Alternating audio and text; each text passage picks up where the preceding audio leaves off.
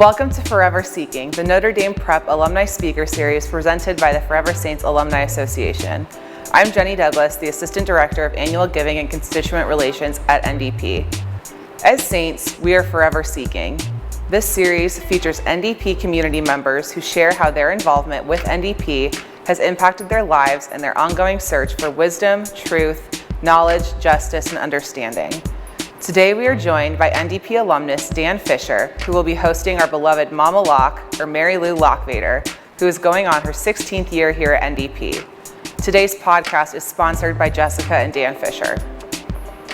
Dan Fischer graduated from Notre Dame Prep in 2010 and went on to play football during his 4 years at Ithaca College in Central New York. He graduated with a bachelor's degree in marketing and then went on to begin his working career in Boston for a tech startup. Dan has been in the tech industry since then, and he now works as an enterprise account executive for Snowflake, a cloud data platform company that recently went public in the largest software IPO in history. Dan focuses on sales for large enterprises in the Southwest Territory. In addition to working at Snowflake, Dan is a part of the Scottsdale Active 2030 organization that raises money for local Phoenix youth charities. He is the technology chairman for the club. Scottsdale Active 2030 has been fortunate enough to grant millions of dollars to local Phoenix youth charities since its inception in 1987. Jenny, thank you for that great introduction. And I'm Dan Fischer, class of 2010. I couldn't be more happy to be honored and asked to come on to this Forever Seeking podcast. And today I'm really excited to sit with one of my favorites of all time, Mrs. Lachvayder, or Mary Lou Lachvayder. Now, obviously we know each other, but I don't think a lot of people do outside of the walls of Notre Dame if you haven't been a student or you're a more recent student. So before we get started talking about, your new role, give a little bit of background of who you are and your life prior to Notre Dame. Sure. Well, hello. I'm Mary Lou Lachvayder, as Dan said. I'm an Arizona native and proud of that. I was raised by very faith-filled parents who were both in schoolwork. My dad was a school administrator, mom was a teacher and a librarian. So my whole life was about schools. We lived in small towns all over Arizona. Went to NAU, got a degree in special education and elementary ed, wow. and a minor in religious studies, because that's all they had at NAU then. So met my husband Gary there, came to Phoenix then after graduation, and we got married, and I worked with severely emotionally disturbed kids in the Washington School District for 4 years. And after doing that, I found that not combining my faith life with my vocation was really hard for me. Kids who are struggling as those kids were and not being able to give them where my hope came from was really difficult for me. So kind of a career crisis, trying to figure out what to do. And our parish called and said, we need a youth minister. So I went to work for the church then in '86. So this is my 36th year. Which church was that? St. James Parish. St. James, nice. And so I was there for 21 years, and it evolved eventually till I was the director and youth minister and director of adult and kids ministry. When our kids, we have 3 kids.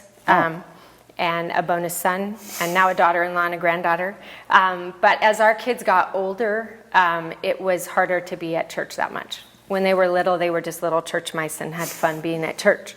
And as they got older, that got harder.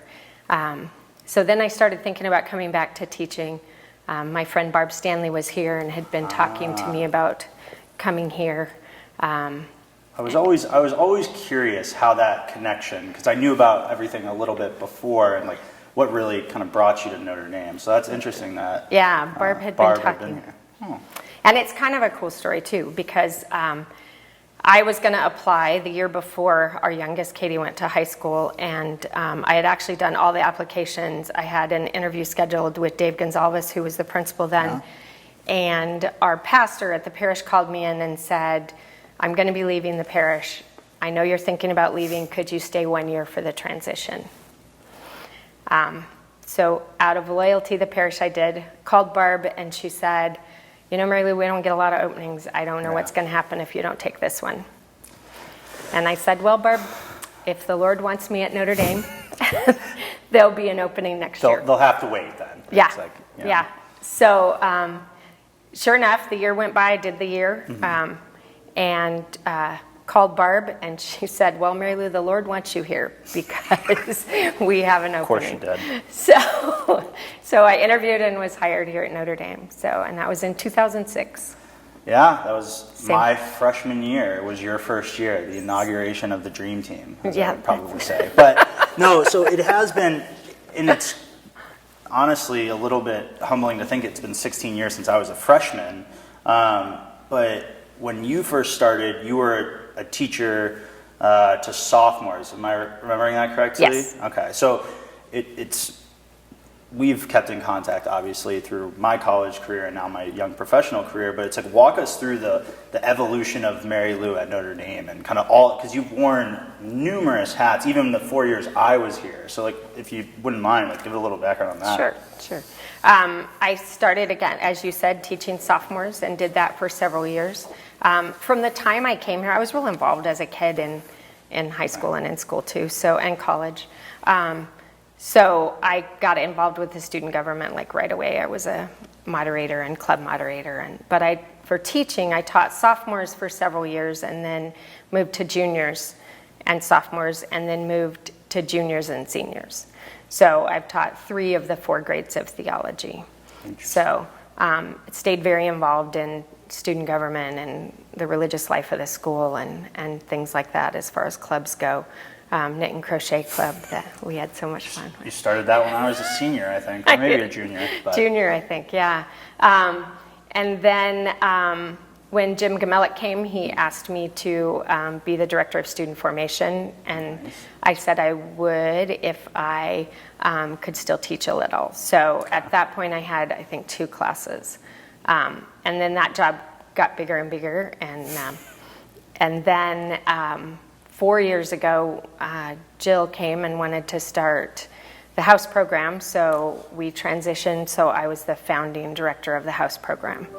So I don't even think I've known that you've made all these transitions, so kudos to you, because you've grown as the school's grown. So sorry, walk through the house program for people who aren't aware of it. So the house program, we had some cultural issues on campus that we really wanted to work on. One of them was a negative competitiveness between the classes that you know well. Never. And we really needed to work on that. We also, in spite of being not a huge school, we had kids who left because they never found their people. Interesting. And that always bothered me and others in the leadership. And so those 2 things primarily, to get a more healthy sense of competition on our campus, as well as making sure everybody felt like they had a place, we were looking for something for that. And Mrs. Platt, Jill, and Father Kurt were at a conference that had a house system. So they called me from the conference and said, we think we have the solution. So we did a ton of research and about 5 months of prep, and then started transitioning to a house program. How did the kids receive that? Mixed. Mixed, obviously. Mixed, because we blew up things that they really liked, like student government. And so we had to convince them that it was going to be better. So, and this is my probably lack of preparation or naivety about the house system. So when you say you blow up like student government, are you saying like now it's each house has their own type of student government? Yes, and then the house captains, the seniors who are in charge of each house, come together as kind of the student council. So they make the school decisions. Each house has a spirit coordinator and a spirituality coordinator, and so they work together to do things like pep rallies with the dog pound. Gotcha. So it's kind of evolved to be more representative, whereas student government would have been 12 to 20 students. Right. The house system is 120 leaders. So it's a minimum 120. So it's a significant difference in the opportunity for leadership. I think that's great, because even when I was like coaching, I kept hearing like, hey, these are house leaders, the blah, blah, blah, the captains, X, Y, Z. And I was always like, I'm like, there's so many more people involved, which I think is great from a student participation and how you guys build the houses. Like it's every single grade and you're in a specific house, because it helps kind of mentorship and all of that. Kind of pulling back a little bit though, since you have worn so many hats. I got 3 really quick questions. 1, when you were actually teaching, what was your favorite year or class that you taught? Because you did sophomore, junior, junior, sophomore, junior, senior, and like we're all over the board. What was your favorite subject and why? Probably my favorite to teach were seniors morality. Morality was in sophomore year when I started here. It was when I did it with Barb. Yeah, and that was difficult to teach to sophomores. They're still learning cause and effect. Right. So, and it was a little bit deeper conversations for a 15 and 16-year-old to take sometimes. So. And I love those deep conversations, and I Right. love that controversial conversation. And so I love teaching seniors morality. My favorite subject is church history, which we also taught senior year, but not as much fun to teach because I'm the church nerd who likes church history, and there's about 1% of us. So a little more challenging to teach, but I do love church history. That's great. So now, with all the other hats, non-teaching aside, so whether it's your current role or leading the house or doing the things that Jim wanted you to do, what was your favorite role? And you can't use the current one that you're in since you're building it out. But what's been your current non-teaching role favorite? And why? Probably beginning the house system and working on that and seeing that negative competition change to the houses competing against each other but cooperating at the same time. Right. When they're in pep rallies, they sit in house. So getting it started was really fun. I love the research and talking to people from all over the country who are doing house systems and gathering their lessons learned and gathering all that data and getting the first leaders together and that enthusiasm. So I would probably say the first year, our foundation year of the house system. It's interesting, right? Because that's something. Obviously, hindsight's always 20/20, but something I probably would have really enjoyed. Obviously, me being involved and like being around a bunch of people. I thought that would have been something cool if that was around when I was at school. Since you've been here, though, for 16 years, this is the third and final question before we kind of transition off this topic, is 16 years, teaching, non-teaching. Now I would call you a pseudo-administrator. Would you have imagined Notre Dame has gotten to the place that it's at now from when you started? And I mean in a light of we have grown so much as just this net new Catholic school, co-ed in the Northeast Valley to like what it is today. Like there is so much it's grown since I've even graduated. So. Yes and no. Mm-hmm. I think Dave Gonzalez created a really clear vision and mission for the school, and people who've come after him have continued that. So I don't know if I would have pictured it as well as we've done. Right. I certainly wouldn't have pictured all the up and down of the road. You mean it doesn't go linear when we change? It's not just hey, we're going to keep growing as we go? No, so I would not have pictured that, but I'm not surprised that we're so strong now we can't fit all the kids who want to come, because I've always known this is a special place. So that part doesn't surprise me. I'm grateful and humbled by where we are now, but I'm not terribly surprised. I wouldn't say I'm surprised either, and we've talked about this in the past. Originally Notre Dame wasn't really on my radar. My older sister always said, she's going to Notre Dame, she wanted to be there. But I can personally say, as soon as I stepped on campus, I knew, like you said, there was something special about Notre Dame and the community, and I give kudos to you as well as a lot of the other teachers that have been here since the beginning that are still, some of them are still here today, as well as Dave Gonzalez. It's like, you could just feel, and I don't want to say like, tension's a bad word for it, but like this great feeling that, hey, we are building towards something. And I think you guys are doing a really good job today. And I'm excited, obviously this new role, right, with dealing with the alumni and the official title being, Assistant Director of Admissions and Alumni. I think it's a perfect position for you, but, what excites you about that position today? I spent last week doing a lot of tours with prospective families. That's really, really fun for me. Is it? to talk about Notre Dame and what a good fit it would be for kids and families. Whole families belong to Notre Dame, not just the kid who goes here. That's really, really fun. And I'm also, they added on to the job description, senior coordinator. So all the senior activities I'm doing too, and that's really fun to try and make senior year something memorable and special. So I'm having a lot of fun with that. But working with alumni, I could not be prouder if I'd given birth to our alumni. They just do such amazing things out in the world, when you included. When they leave here, they stay involved in charities. They found charities. They found special businesses. They're building their families in incredible ways. And having our students on campus see what you can be when you leave here, we need to make that connection better. And I'm really excited to do that, to get more alumni on campus talking to our students saying, yeah, I started here and it built me a beautiful foundation, but I chose to be who I am now from what I built here.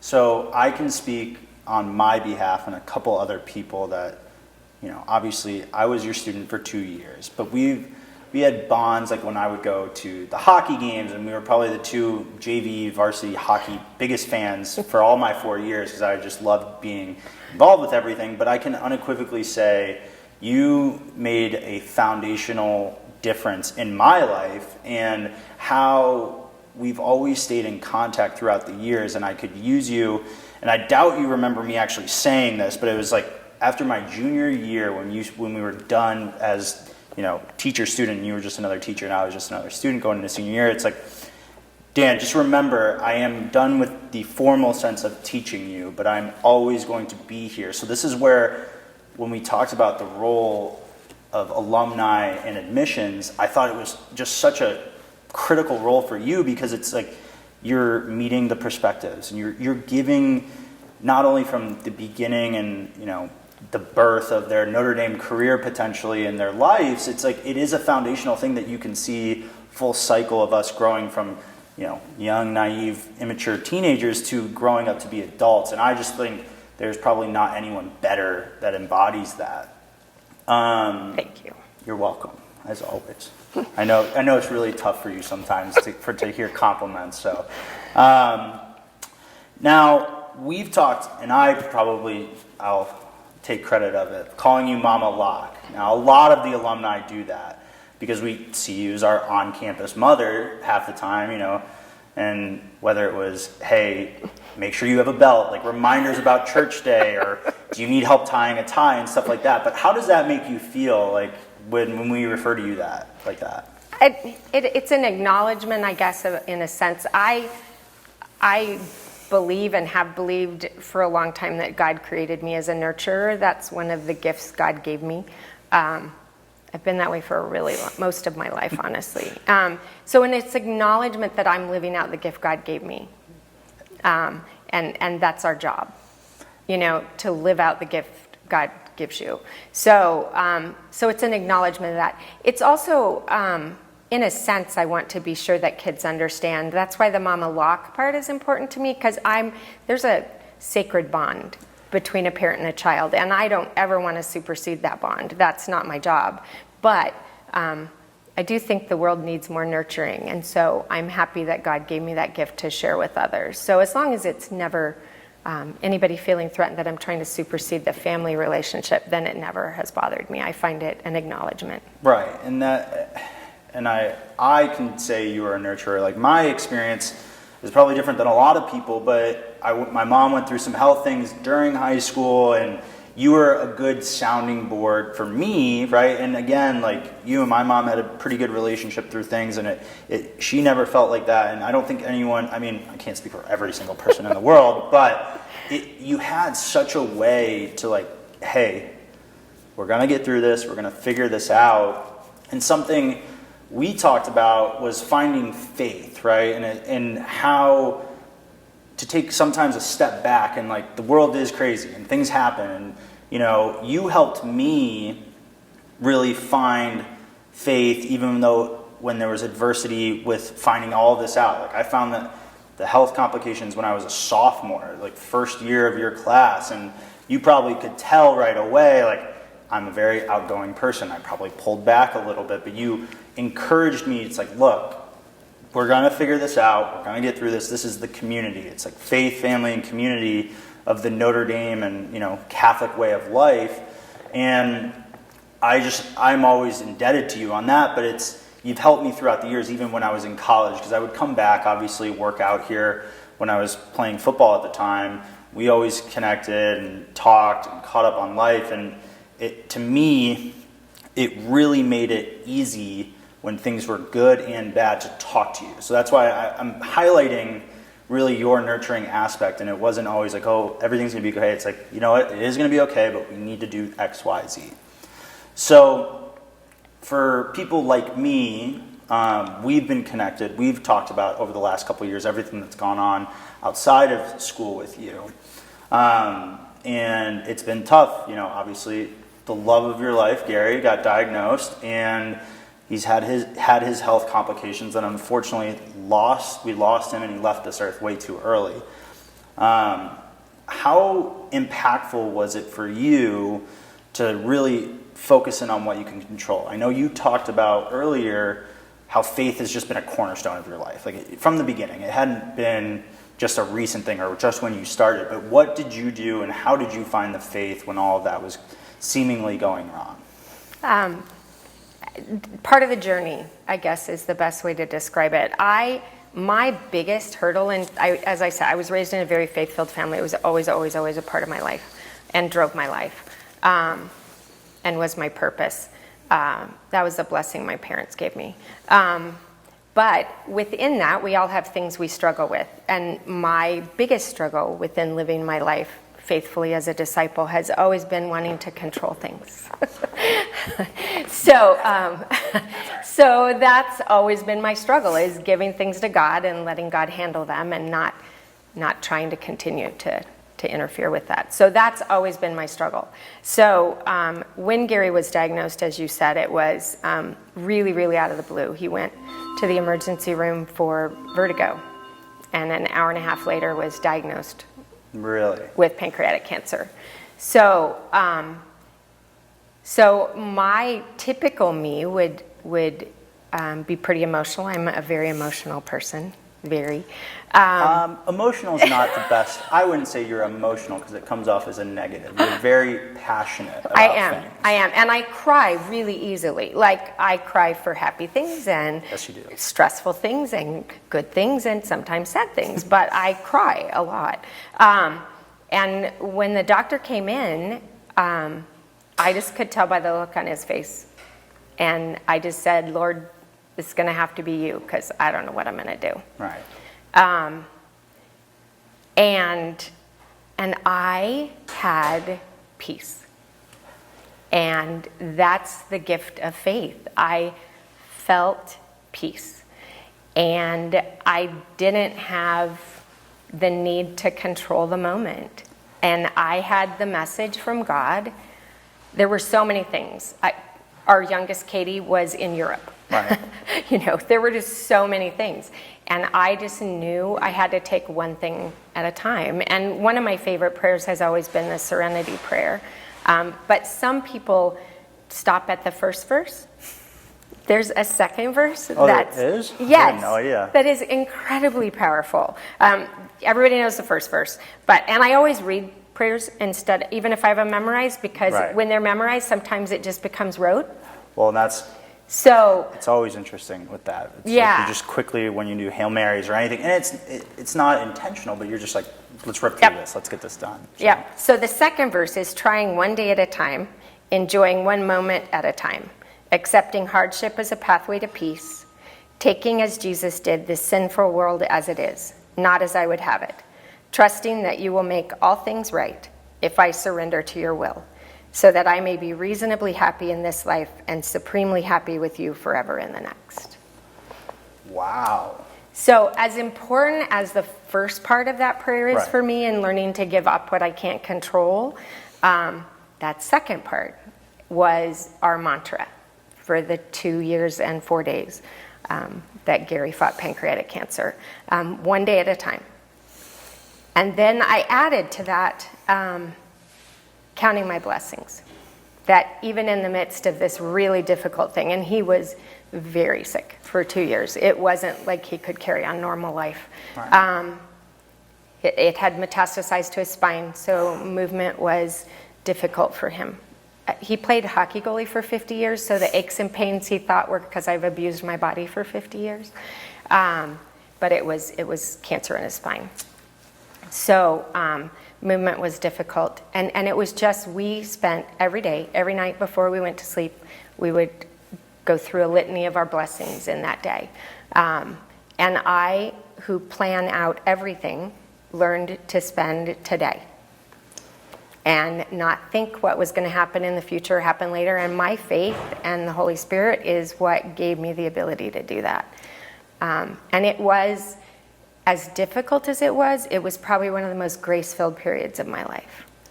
Yeah, because I know we talked, I always checked in, and I'm one of those people, I don't need long, drawn-out conversations, but I will just like a text message. Everything okay?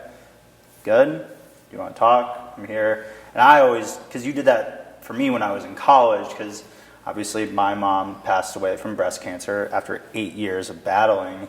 And I do, your point about counting your blessings, right, and finding the faith, and I think that second verse really depicts it. It's like, look, you do have to have the ability to let things go and take them as they come, but you also have to be able to sit back and reflect on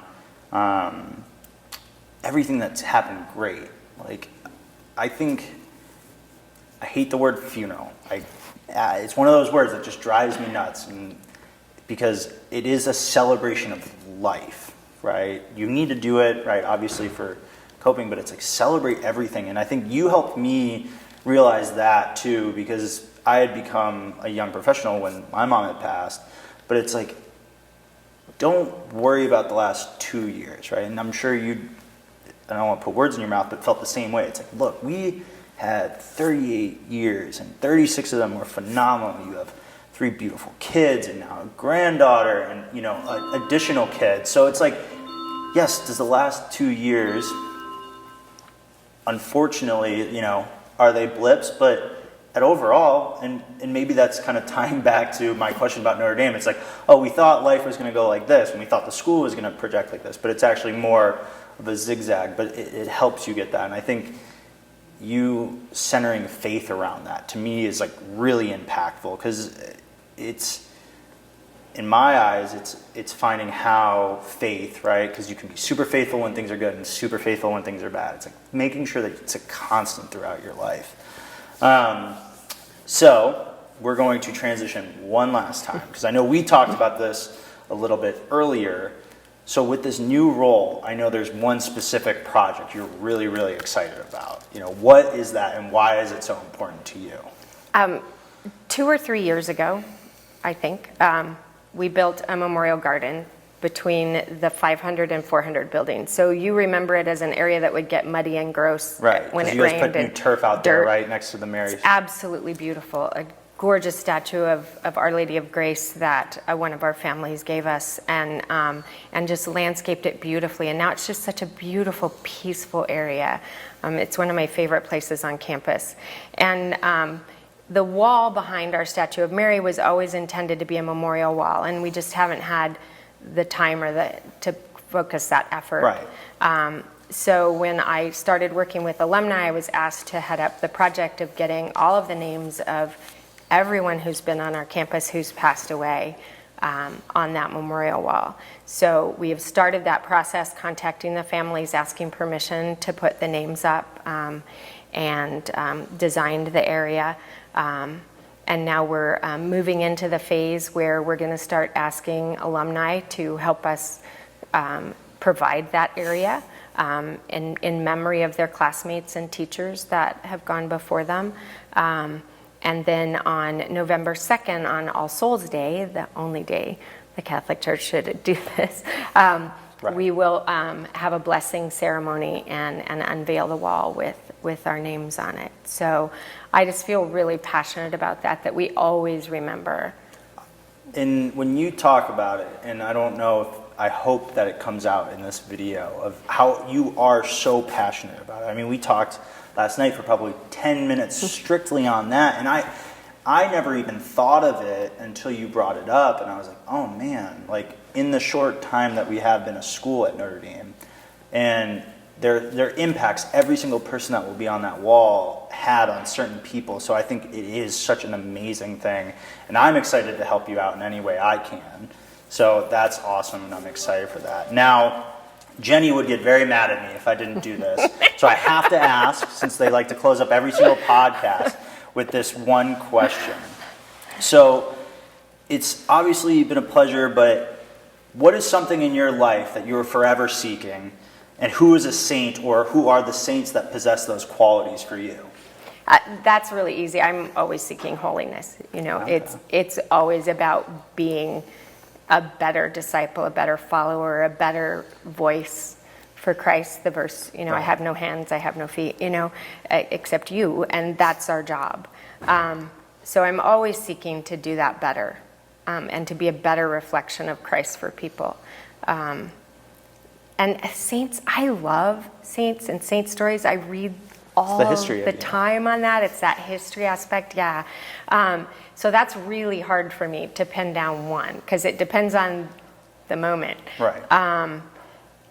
Probably really close to my heart is St. Catherine Drexel, who provided university and education especially for black children in the South. She inherited millions of dollars and spent every penny of it with education for those who didn't get education.